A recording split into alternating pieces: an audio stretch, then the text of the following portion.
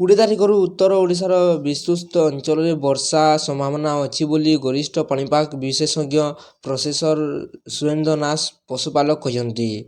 Professor ପଶୁପାଳକ ପୂର୍ବାନୁମାନ ଅନୁସାରେ 20ରୁ 23 ତାରିଖ ଯାଏଁ ଉତ୍ତର ଓଡ଼ିଶାରେ ବିଜୁଳି ଘଡ଼ଘଡ଼ି ସହ ବର୍ଷା ହୋଇପାରେ। ଏହି 4 ଦିନ ଭଦ୍ରକ, ବାଲେଶ୍ୱର ଓ ମୟୂରଭଞ୍ଜରେ ହାରାହାରି 90 ମିଲିମିଟର ପର୍ଯ୍ୟନ୍ତ ବର୍ଷା ହେବ। ଯାଜପୁର, କେନ୍ଦୁଝର ଓ ଢେଙ୍କାନାଳରେ 30 ମିଲିମିଟର ଯାଏଁ ବର୍ଷା ହୋଇପାରେ ବୋଲି ସମ୍ଭାବନା ଅଛି। ସୁନ୍ଦରଗଡ଼, ଝାରସୁଗୁଡ଼ା, ଦେବଗଡ଼, ଅନୁଗୁଳ, କେନ୍ଦ୍ରାପଡ଼ା ଓ କଟକରେ 5ରୁ 15 ମିଲିମିଟର ପର୍ଯ୍ୟନ୍ତ ବର୍ଷା ହୋଇପାରେ।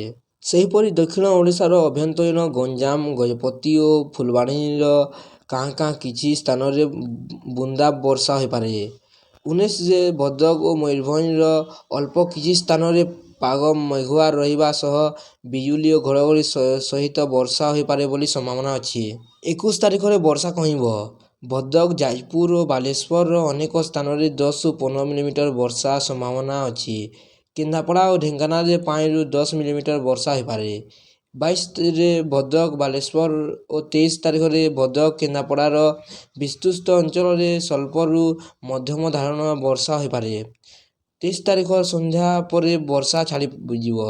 ଆଗକୁ ବର୍ଷା ଥିବାରୁ ପନିପରିବା, ମୁଗ, ବିରି, ଚିନାବାଦାମ ଓ ଆଳୁ କ୍ଷେତରୁ ପାଣି ନିଷ୍କାସନ ବ୍ୟବସ୍ଥା କରିବାକୁ ପ୍ରଫେସର ପଶୁପାଳକ ପରାମର୍ଶ ଦେଇଛନ୍ତି। ଭିଡ଼ିଓଟି ଭଲ ଲାଗିଲେ ଲାଇକ୍ କରିବେ ଏବଂ ଚ୍ୟାନେଲକୁ ସବସ୍କ୍ରାଇବ୍ କରି ପାଖରେ ଥିବା ବେଲ୍ ଆଇକନ୍କୁ କ୍ଲିକ୍ କରିବେ, ଯାହାଦ୍ୱାରା ଆପଣ ଏଭଳି ଟପ୍ ନ୍ୟୁଜ୍ ସର୍ବପ୍ରଥମେ ଜାଣିପାରିବେ।